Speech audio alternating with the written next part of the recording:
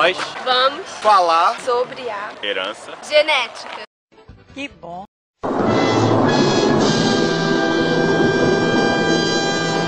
Agora vamos apresentar o vídeo. Cor de pele. Quero deixar bem claro que as cores de pele relacionadas aqui são para fins da biologia. Então, para o negro, azão, bezão, nós temos esse tipo de cromossomos representados. No locus vermelho, azão, no locus azul, bezão. Cada alelo dominante vai expressar uma certa quantidade de proteína. Então, nós temos que ali 2 vezes a produção de melanina, que é a proteína responsável pela cor de pele.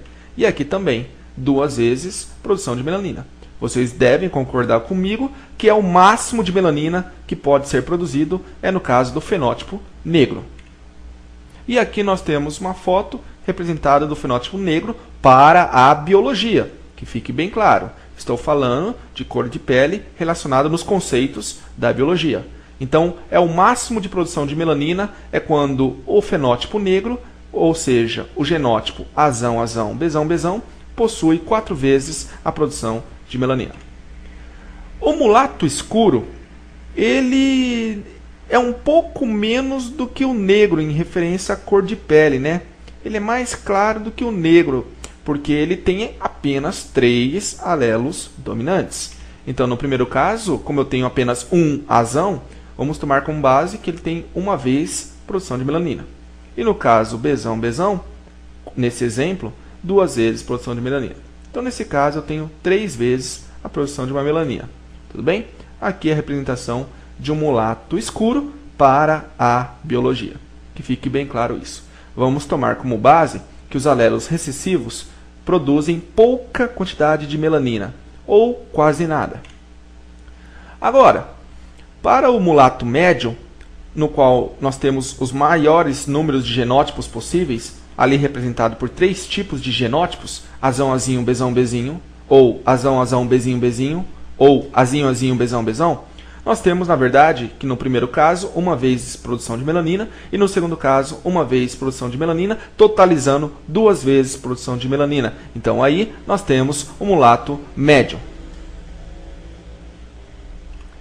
Agora, nesse mulato claro, azão, bezinho, ou azinho, bezão, nós temos, na verdade, apenas um alelo dominante expressando a proteína chamada melanina, que aqui foi representado nesse primeiro locus. Azão, expressando a proteína melanina. Azinho, expressando-se quase nada. Bezinho, expressando-se quase nada. Então, praticamente sem melanina. Neste caso, o mulato claro, que muitas vezes se enquadram como branco, é representado conforme está esse ator que representou Tropa de Elite.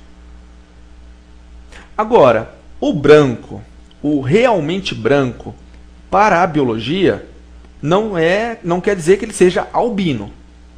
O branco expressa melanina, muito pouco.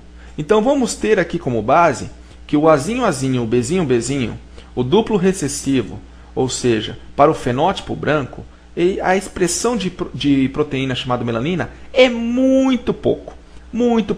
Mas eu quero deixar bem claro que a cor de pele branca não significa que o indivíduo é albino. Então, sem produção de melanina, prestem atenção que produção está entre aspas, porque eu quero dizer a vocês que é a baixa quantidade de melanina, e aqui também. Nesse caso, o fenótipo branco para a biologia é representado dessa forma.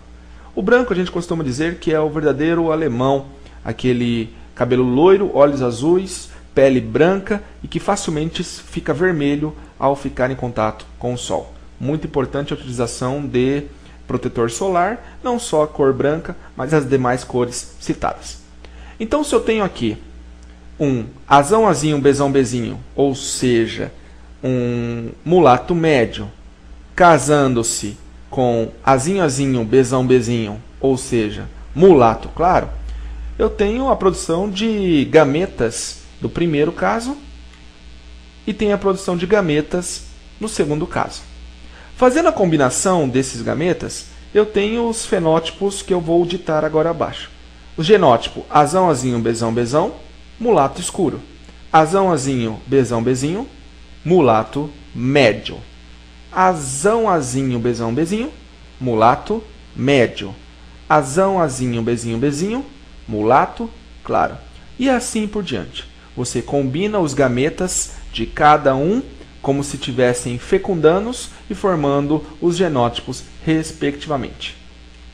A curva de Gauss é uma curva muito característica para a herança quantitativa, no qual é extremamente difícil você ter um fenótipo negro, assim como é extremamente difícil você ter um fenótipo branco. Afinal de contas, você tem apenas um genótipo, azão, azão, bezão, bezão, para negro, e um genótipo, azinho, azinho, bezinho, bezinho, para o branco. Então, quando você tem essa curva, que lembra a curva de um sino, é a curva de Gauss, é muito característica para herança quantitativa, ou também chamada de polimeria. Então, vocês, alunos, que de repente prestarão vestibulares, ao encontrar um gráfico desse relacionado à genética, tente lembrar de herança quantitativa, não só cor de pele. O número de fenótipos possível é representado por essa fórmula, 2n mais 1, onde n significa o número de alelos envolvido para tal característica. Nesse caso, cor de pele, nós temos dois alelos, o alelo A e o alelo B. Portanto, se eu tenho dois alelos, n vale 2. 2 vezes n significa 2 vezes 2, que me dá 4, somando-se com 1, eu tenho 5 fenótipos. E realmente eu tenho 5 fenótipos, não é, internautas? Negro, mulato escuro, mulato médio, mulato claro e branco. Eu sou o professor Toide, qualquer dúvida escreva para professortoide@bol.com.br e visitem meu blog www.professortoide.blogspot.com.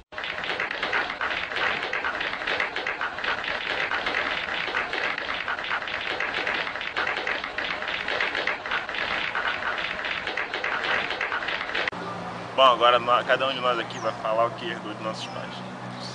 Eu herdei os olhos do meu pai e a pele da minha mãe. Eu herdei a cor da pele da minha mãe, o jeito de andar do meu pai e a voz.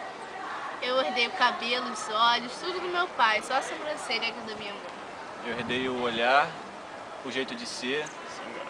e só isso. Só de graça. Eu herdei o cabelo do meu pai e os olhos da minha mãe. Eu herdei a cor de pele da minha mãe, o cabelo do meu pai, o nariz da minha mãe e o olhar do meu pai. Bom, é isso, pessoal. Esse é o nosso trabalho de biologia da 3001. Agora vamos apresentar a cada um. Amanda, Fernando. Iangla, Renato Sou. Thaís. Pedro.